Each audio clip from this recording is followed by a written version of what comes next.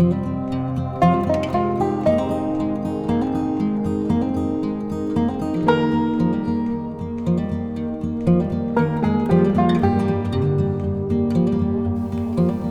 les bottes de chasse, ça va.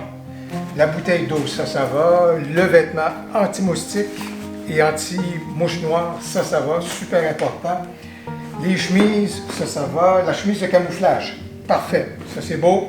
Le polar, ça, c'est beau. Ah! Les souliers pour la descente de rivière. Très important. Le sac de couchage, ça, c'est bien. Ici, pour couper le vent, c'est magnifique. Et trousse de premiers soins, très important, ça c'est bien. Je ne suis pas en train de déballer, je suis en train d'emballer. Pourquoi? Parce que c'est le départ dans quelques jours pour les safaris photos à l'île d'Anticosti qui sont organisés par le copain René Bourque. Et René a encore eu l'amabilité cette année de me demander de l'accompagner comme guide photo. Alors, aujourd'hui, on est dans les préparatifs, mais plus encore, je veux vous faire découvrir ce que sont les safaris photos à l'île d'Anticosti. Bonjour, je suis Louis Lavoie, je suis l'auteur du blog fairedelabelephoto.com, un blog qui s'applique tout comme cette chaîne-ci à partager avec vous des trucs, des conseils, des astuces, de même que des découvertes afin que vous puissiez progresser dans votre cheminement photo. Et si vous aimez des vidéos comme celle-ci, n'hésitez pas à cliquer sur j'aime, à vous abonner à cette chaîne-ci et surtout à activer les notifications. Allez, je repars et je repars. Et à chaque fois que je repars, c'est toujours l'heure des choix. Qu'est-ce que j'amène, qu'est-ce que j'amène pas? Et surtout que dans ce cas ici, pour aller à Anticosti, il y a des contraintes qui sont assez sévères, c'est-à-dire au niveau du poids des bagages. C'est une chose. Alors vous voyez, tout ce que j'ai ici, il faut que ça ne fasse pas plus que 22 kilos à peu près, lorsque je vais mettre ça dans mon grand duffel bag. Alors, 22 kilos, c'est le maximum. Et j'ai droit aussi, en cabine, à avoir un sac, qui sera mon sac photo, d'environ 5-6 kilos. Alors, je vous dirais qu'il y a donc toujours des choix qui sont à faire. Qu'est-ce que j'amène, qu'est-ce que j'amène pas? Aïe, aïe, aïe, aïe, aïe. Et côté équipement photo, surtout qu'à Anticosti, là-bas, qu'est-ce qui nous attend? C'est de la photo paysage et c'est de la photo animalière. Alors, évidemment, il faut que je fasse des choix qui sont en conséquence.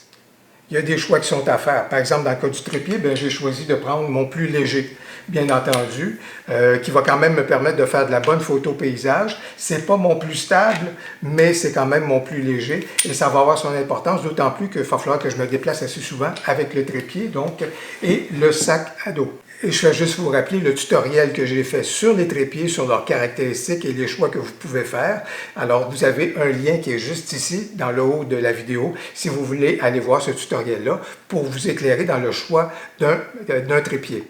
Côté choix encore, est-ce que j'y vais avec le plein capteur ou bien est-ce que j'y vais avec l'appareil sans miroir?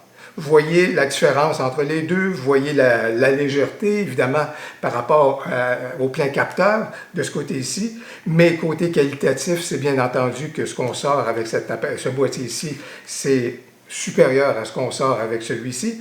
Alors, que faire? On amène les deux, et celui-ci, j'en ai besoin de toute façon pour faire de la vidéo. Alors ça, c'est un choix qui est réglé, on part avec les deux. Par contre, du côté des téléobjectifs, au niveau animalier, je vous dirais, puis également au niveau de la photo paysage, j'ai un choix qui est assez, important à faire. Voyez-vous, ici, le 70-200 2.8, ici, le 70-200 F4, vous voyez la différence entre les deux, et au niveau du poids, ici, c'est un solide, c'est du solide, c'est un monstre. Par contre, au niveau du poids très important, celui-ci est un peu plus acceptable. Et voici le comparatif du côté du téléobjectif sans miroir. Alors, regardez-moi ça. Ça couvre la même distance focale que les deux autres objectifs. Alors, dans ce cas ici, j'y vais pour celui-là. Moi, ce que j'aimerais bien savoir, c'est est-ce que vous avez participé à un safari photo? Oui! À quel endroit? Comment vous avez vécu ça? Qu'est-ce que vous en avez retiré? On aimerait bien se connaître à ce moment-là, votre point de vue là-dessus, et on a bien hâte de vous lire. Anticosti la Belle, Anticosti la Douce, c'est une île qui est au milieu du fleuve Saint-Laurent, entre la côte nord et la Gaspésie. L'Anticosti, l'île relève de la côte nord comme zone administrative. On va surtout en Anticosti. Pourquoi? Surtout la pêche et la chasse à ce moment-là.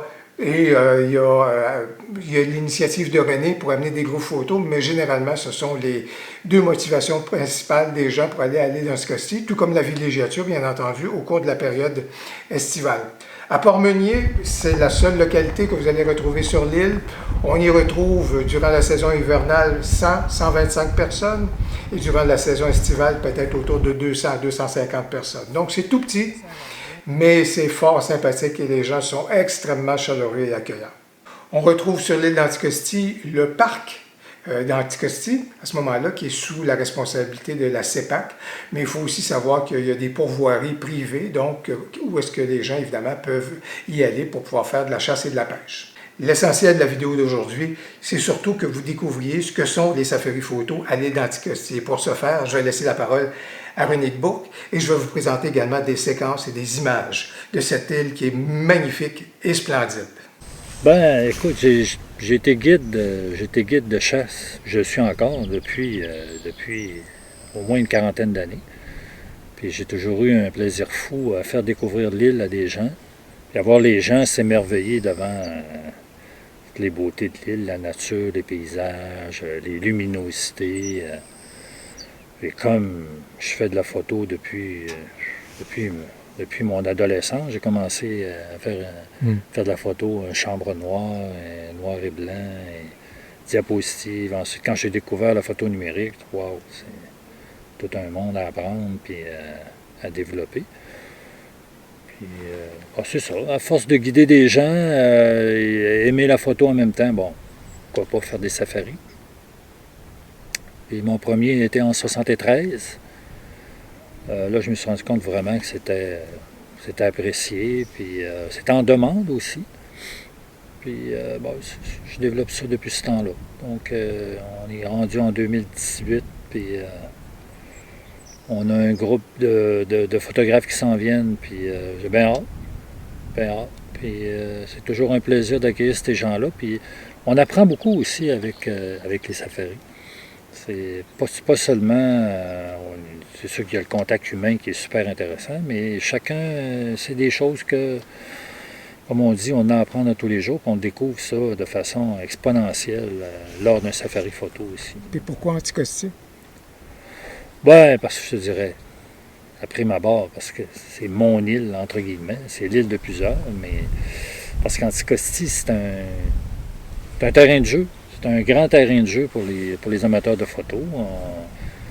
On a fait aujourd'hui une petite randonnée. Hier, on est parti 4-5 heures. On a sorti plusieurs belles shots, là, des renards, des chevreuils, des oiseaux, des grands chevaliers, des couchers de soleil, des fans, paysages, faune qu'on retrouve pas nécessairement ailleurs de façon aussi concentrée. Donc, c'est un peu pour ça Anticosti. Ce soir, là, on va venir ici parce que, écoute, avec toutes les iris qu'il y a là, toutes les fleurs blanches, des fleurs jaunes, des iris, puis si on peut capter quelques chevreuils dans ça, là, ça va faire des shots là, vraiment intéressants. Regarde, tu vois ici, on voit ce qui passe. Regarde, il y a comme un sentier de chevreuil là, à travers le foin. Là. On voit comme une ligne, là, ils ont passé par là. Hey! Wow!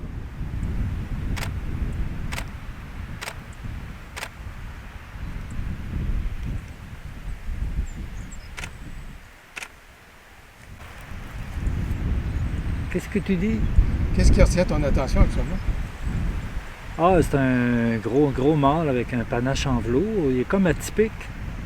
Il est dans les herbes avec plein de petites fleurs jaunes. La lumière est belle. Il se soucie pas trop de nous. Écoute, Qu'est-ce que tu aimes ici, Baie de la Tour? À Baie de la Tour, c'est le son que j'entends des gens qui viennent ici. Puis qui ressemble pas mal à wow, exagéré, là, parce que c'est un coin sublime. Là. Puis on a choisi la bonne période de la journée, genre vers l'heure du midi, le soleil est en plein centre.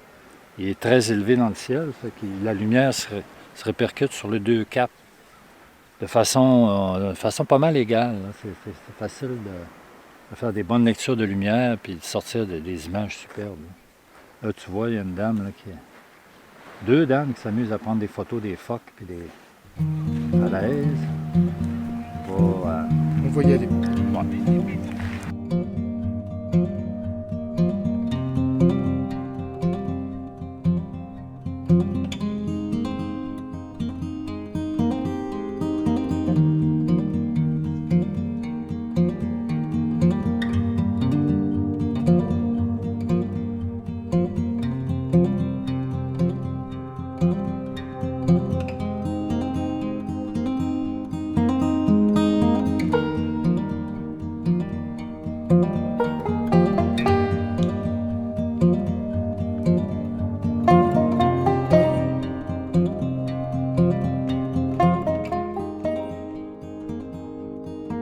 Ben, j'espère que la vidéo vous a plu. Ben, si c'est le cas, n'hésitez pas à cliquer sur j'aime, à vous abonner à ma chaîne YouTube.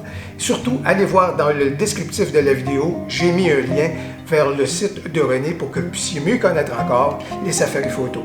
Au plaisir, à la prochaine.